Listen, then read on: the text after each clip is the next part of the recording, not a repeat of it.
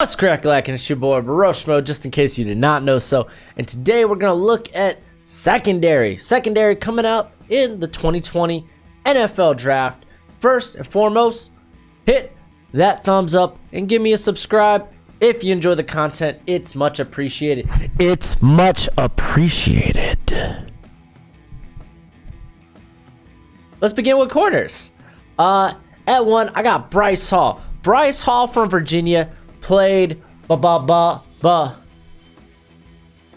with me. Bonkers. He played bonkers. The dude was a stud. If he came out came out for the 2019 draft, I think he would have been the first corner off the board. If he replicates how he played last year, he will be the first corner off the board. I don't get it. Not a lot of upside to coming back for your senior season, especially there at Virginia. I don't think you'll be competing in the ACC. I'm sorry, Virginia. You're up and coming, though. Up and coming team. Good job there. But I got Bryce Hall as a top 10. At 2, I got CJ Henderson out of Florida. He's got a very interesting skill set. He doesn't offer much in the run game, but the dude is so athletic, and oh my goodness, his length, his reach, incredible. He has incredible ball skills, and the man takes no time to get to plays. And for his inexperience, because he's only going to be a junior this season, so yeah, watch out, man. This kid can fly up boards. At 3, I got Christian Fulton out of LSU. Christian here was the best corner on that LSU team, and that was a team that had Greedy Williams. I mean, he played fantastically, and he can do that next year without Greedy being the number one corner. This is their toughest guy, go shut him down. We could be seeing his name called fairly early as well. At 4, I got Trayvon Diggs out of Alabama. Stupid skills for this man. He is big, he is scary, and he's also fast.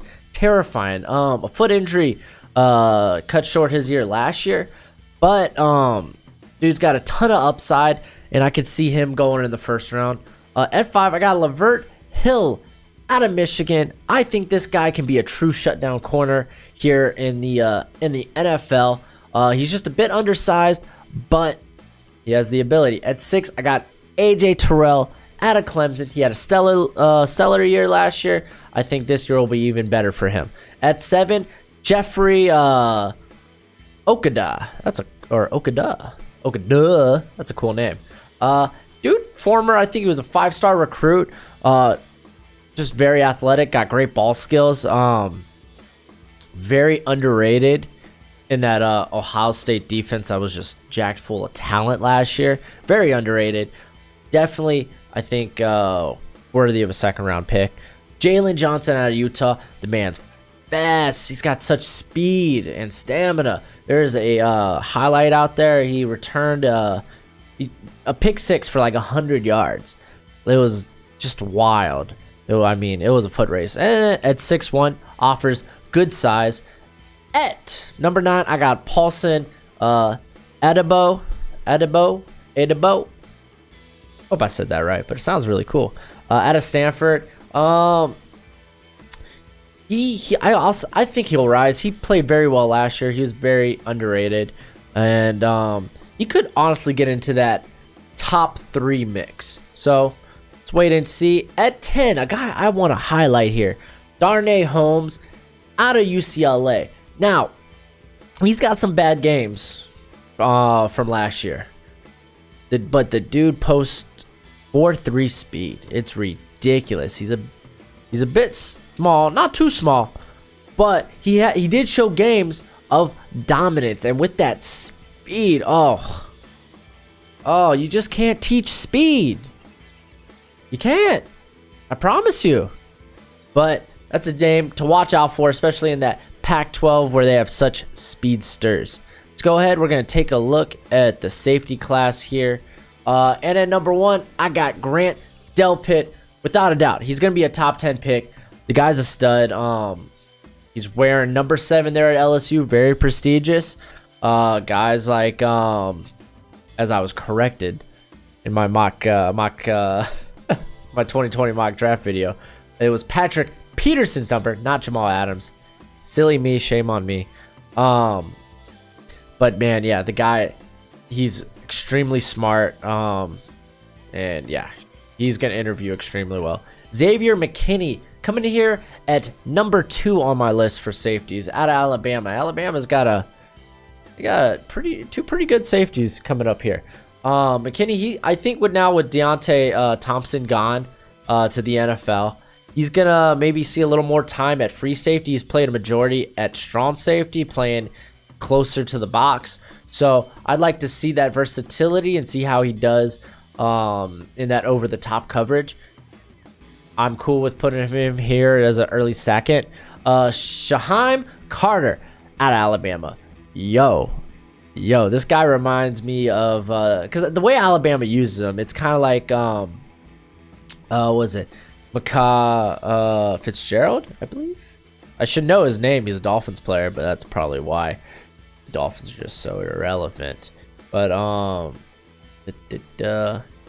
Minka, what a cool name, Minka Fitzgerald. But he's used in that same role where they'll drop him to cover the slot or cover an outside receiver, or he'll come into the box. Like, he's very versatile.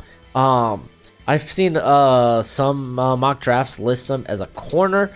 I think safety works better. You could have him come in as a nickel or a dime linebacker, but I think he's for sure day two product.